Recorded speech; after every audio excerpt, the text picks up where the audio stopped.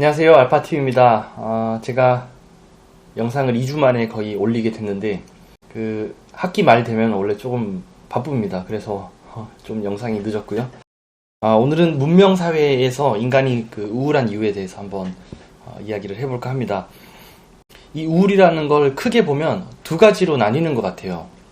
일단 첫 번째는 우리가 문명인으로서 모든 인간이 가지고 있는 우울이에요. 이거를 제가 운명적인 우울이다 이렇게 부르도록 하겠습니다. 그리고 두 번째는 개인적인 역사와 또 개인적인 경험들로 인해서 생긴 우울이 있습니다. 이게 제가 예전에 설명드린 그 우울이 이 부분에 속하겠죠. 이걸 제가 개인적 우울이라고 하겠습니다. 그래서 이 개인적인 우울은 우리가 우울증이라고 할 만한 이런 증상들을 만들어내는데요.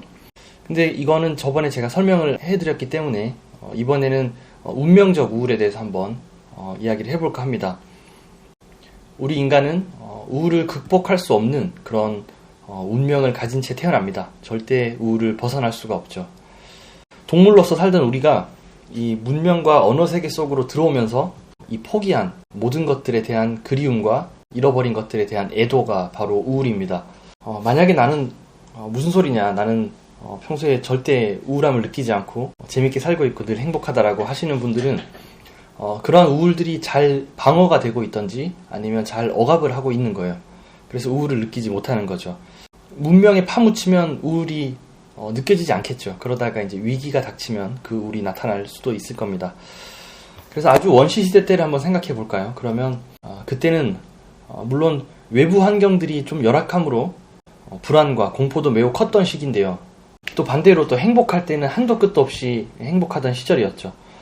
예를 들자면 해가 뜨는 것도, 또 비가 오는 것도, 바람이 부는 것도, 그리고 내가 먹는 모든 것들, 내 가족들, 그리고 이 자연의 모든 것들이 정말 큰 축복으로 여기고 살았습니다. 예전에 원시 부족들은 아침마다 해 뜨면 그 해를 보고 감사의 기도를 했다고 해요. 그 정도로 행복한 삶을 살았었죠. 비록 수명은 길어봐야 한 30년? 이 정도로 짧게 살았지만 모든 누릴 것을 누리고 죽었으니 행복하다 할 수 있었을 겁니다. 그런데 이 집단과 문명이 발전하면서 이 문명으로 인한 우리의 그 운명적인 우울이 찾아오게 돼요. 집단 생활을 하기 위해서는 수많은 규칙이 만들어지고 또 해서는 될 것과 안 될 것들이 구분이 되기 시작하겠죠. 그리고 또 우리 문명 속에서는 추구해야 될 목표를 강요받습니다. 그래서 우리 개인이 진정으로 원하는 목표가 아니라 또 문명이 가치 있다고 규정한 그것들을 쫓을 수밖에 없는 거죠. 그래서 문명이 강화되고 또 성장할수록 이 공동체는 그 안에서 서로 간의 약속들이 많아질 수밖에 없어요. 그래서 이제 시계도 발명이 되고 그러면 시간 개념이 더 강화되겠죠. 그리고 어떤 장소에서는 또 해도 되고 어떤 장소에서는 해서는 안 될 그런 에티켓들이 생기면서 공간의 개념도 더 강화가 되겠죠. 그래서 우리는 시간과 공간 그리고 또 등등의 많은 그런 추상적인 개념들을 만들어내게 됐고 또 그거를 서로 공유하기 시작했어요. 이렇게 만들어진 게 바로 상징계라고 하는 거거든요. 원시 문명이 자연에 있는 그대로인 실제계를 추구했다면 문명은 이렇게 상징계를 강요해온 것입니다. 그래서 우리나라에서 상징계를 단적으로 보여주는 예가 어떤 게 있을까요? 수능 등급이라든지 또 명품이라든지 또 재산이라든지 또 학벌, 어디 학교 다니는지, 그다음에 조기교육 이런 것들이 문명사회라는 그 거대한 대타자가 우리를 규정하고 또 그것에 벗어났을 경우 처단하고 이렇게 작용을 하는 겁니다. 그래서 대타자라는 거는 큰 타자, 그러니까 이걸 쉽게 말하자면 문명이나 문화를 하나의 사람으로 가정을 해서 비유해서 표현하면 가장 적정합니다. 문화가 우리에게 철퇴를 가하는 거죠. 그래서 대한민국이라면 그 상징계는 대한민국의 풍습, 그 다음에 문화, 도덕, 가치관, 또 우리가 말하고 있는 언어, 모든 언어나 말이나 한글이 될 수도 있고 이런 규정들이죠. 그래서 우리는 어쩔 수 없이 상징계 안에서 행복한 줄 알고 최선을 다해서 살아갑니다. 그래서 이제 그 찰리 채플린은 모던 타임즈라는 영화를 예전에 흑백 영화죠. 이거를 만들어서 이런 부분들을 비판하려고 했던 겁니다. 그래서 우리는 돈을 많이 벌면 행복하고 또 명품이나 외제차를 사면 또 우쭐하고 축구나 야구 경기에서 내가 응원하는 팀이 이기면 기뻐서 날뛰고, 좋은 학교에 합격을 하면 기쁘고, 연예인이나 높은 사람들을 보면 부러워하죠. 그런데 만약에 우리가 이런 것들을 얻었다 그러면 내가 원하는 것을 얻은 걸까요? 아니면 문명이 최고라고 규정해 놓은 것을 얻은 걸까요? 이래서 행복할 수가 없는 겁니다. 그리고 이래서 우울한 거예요. 현대사회에서는 우리가 충분히 사랑받고 또 특별한 트라우마도 없고 나름 삶을 행복하게 살아온 사람도 열심히 살다가 어느 순간에는 묘한 그런 공허함과 우울감에 휩싸일 때가 있어요. 그런데 이게 우울증까지라고 할 수는 없고 또 일상에 큰 지장이 없으니까 그냥저냥 또 일상 속에서 열심히 살아가겠죠. 근데 마음 한켠에서는 항상 이런 마음이 있어요. 이게 아닌데, 이렇게 사는 게 행복이 아닌데, 행복이란 도대체 뭘까라는 생각을 늘 하면서 사시는 분들이 많으실 겁니다. 근데 이건 우리가 오래전에 버렸던 동물로서 그리고 또 실제계에 있는 그런 요소들이 우리에게 계속 말을 걸어오기 때문이에요. 그래서 이런 것을 느끼는 분들이 주로 모든 틀에 박힌 일상들을 벗어던지고 과감하게 세계 일주를 간다든지 아니면 새로운 분야를 도전을 한다든지 지금까지의 모습과는 완전 다른 과감한 모습을 보일 때가 있잖아요. 이게 모험이고 탐험이거든요. 그래서 잃어버렸던 그런 우리 인간의 진정한 행복을 찾아 떠나고 싶은 그런 마음이에요. 그러려면 어쩔 수 없이 우리는 상징계라는 문명사회에서 가졌던 이 모든 것들을 내려놓고 포기하는 그런 용기 있는 행동, 그 다음에 그런 마음이 좀 필요하겠죠. 왜냐하면 이제 실제계의 모험을 하려면 상징계의 대타자의 요구에 과감히 반기를 들 수 있어야 하는 거거든요. 이런 사람들을 보고 정신분석에서는 주체라고 해요. 주체. 그래서 주체는 진정한 나를 의미하는 거거든요. 대타자의 꼭두각시가 아닌 진짜 나의 행복을 찾아서 모험을 떠날 수 있는 사람을 주체라고 합니다.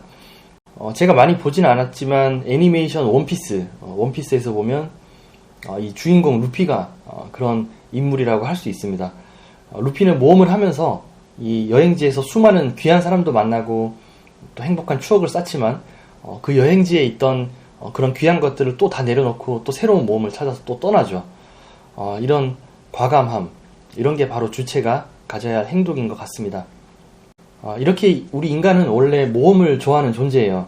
그래서 콜럼버스처럼 또 애니메이션 원피스처럼 또 캐리비안의 해적처럼 또 모험을 하고 또 거기서 발견되는 요소들을 가지고 우리가 또 우리를 성장시킬 수 있는 그런 삶을 살아야 좀 공허감에서 벗어날 수 있다고 생각을 합니다. 그래서 이 운명적인 우울감을 피하고 싶으신 분들은 가장 좋은 방법은 이걸 하다가 내가 내일 죽어도 괜찮겠다 그런 일들을 찾으시고 그걸 해야 됩니다. 이게 너무 파격적이고 그게 어렵고 겁이 난다면 더 안정적이고 싶으신 분들은 또 다른 방법이 있어요. 지금 내가 하고 있는 일이 지금은 조금 지루하고 마음에 안 들 수도 있어요. 근데 이런 일, 내 자신의 일에 나만의 의미를 부여해야 됩니다. 대타자가 의미 부여를 한 그 의미로서의 직업이 아니라 나의 일에 대한 나만의 정의를 내리셔야 돼요. 그래서 이 일이 중요할 수밖에 없는 나만의 그 의미를 찾아야 됩니다. 이런 것도 일종의 모험이라고 할 수 있겠죠. 자, 이것도 부담스러우시다면 그냥 대타자의 요구에 또 충실히 살면서 그에 따르는 또 우울을 견디는 수밖에 없습니다. 근데 사실 이것도 그렇게 나쁜 일은 아니에요. 생각보다는 괜찮은 일입니다. 그렇게 버텨나가는 것도. 내가 지금 이 삶을 그럭저럭 버텨낼 수 있다는 거는 나의 또 미래에는 또 다른 모험의 기회가 또 올 수도 있으니까요. 그런 기회를 기다리는 걸 수도 있고요. 또 다음 나의 자식이나 다음 세대나 또 나의 다음 후손들이 모험을 할 토대를 마련해주는 귀한 일이 될 수도 있어요. 그래서 내 자식이나 후배나 다음 세대가 모험할 수 있는 용기나 희망을 좀 줄 수 있다면 그것도 정말 의미 있는 삶인 것 같습니다. 그렇게 하면 내가 삶이 허송세월을 보낸 것 같아도 그 의미는 매우 큰 거죠. 그래서 여러분들이 내 삶이 좀 만족스럽지 못하고 내가 하는 일이 지루하기도 하고 또 발전도 없고 이렇게 느껴진다고 하시더라도 만약에 과감하게 이걸 다 벗어던지고 모험을 할 여력이 안 되신다면 그것을 인내하는 것도 상당히 또 의미 있는 일이라고 할 수 있을 것 같아요. 자, 그래서 오늘 이야기를 한번 정리해 보겠습니다. 우리가 문명사회나 이 현대를 살면서 그 근원에는 항상 어쩔 수 없이 우리가 공허감과 우울감이 따를 수밖에 없어요. 어느 정도는 누구나 다 가지고 있습니다. 그런데 그거를 잘 방어를 해내든지 아니면 잘 억압을 해내서 그걸 신경 쓰지 않고 그냥 행복하게 살 수 있으면 그게 가장 좋은 걸 수도 있겠죠. 그런데 만약에 이 상징계에 한 번이라도 상징계가 한번 무너졌거나 구멍이 났던 분들은 그건 뭐 트라우마 때문일 수도 있고 또 개인적인 상처나 위기 상황 때문에 그런 일이 벌어졌을 수도 있겠죠. 만약에 그래서 어쩔 수 없이 그런 우울감을 느끼는 분들이라면 자, 두 번째로 우리가 모험을 해야 되고 인간은 모험하고 탐험하고 또 호기심이 넘치는 그런 존재거든요. 그래서 호기심에 가득 찬 이런 활기 있는 삶을 살아야 됩니다.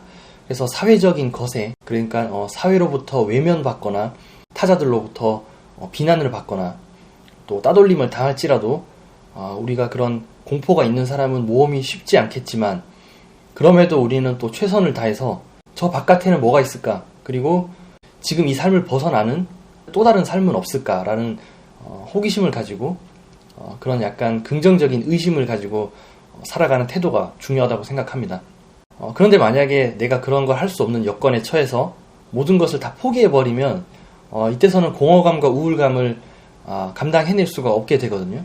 그러니까 우리는 이 대타자라는 문명에 굴하지 마시고 상징계 내에서 그거를 추구해야겠죠. 우선은 그 안에서 있을 수밖에 없는 운명이라는 것을 인정을 하고 내가 또 주체적으로 행복한 것을 찾아서 모험하고 떠날 수 있는 그런 사람이 됐으면 좋겠습니다. 그게 뭐 취미생활이 될 수도 있겠고 직업을 완전히 바꾸는 게 될 수도 있겠고 또 내 가치관을 완전히 바꾸는 게 될 수도 있겠고 뭐 여러 가지가 될 수도 있겠죠. 이런 노력을 통해서 우리가 가진 그 묘한 그 작은 우울감을 극복할 수 있었으면 좋겠습니다. 자, 오늘은 여기까지 하겠습니다. 다음 시간에 또 뵙겠습니다.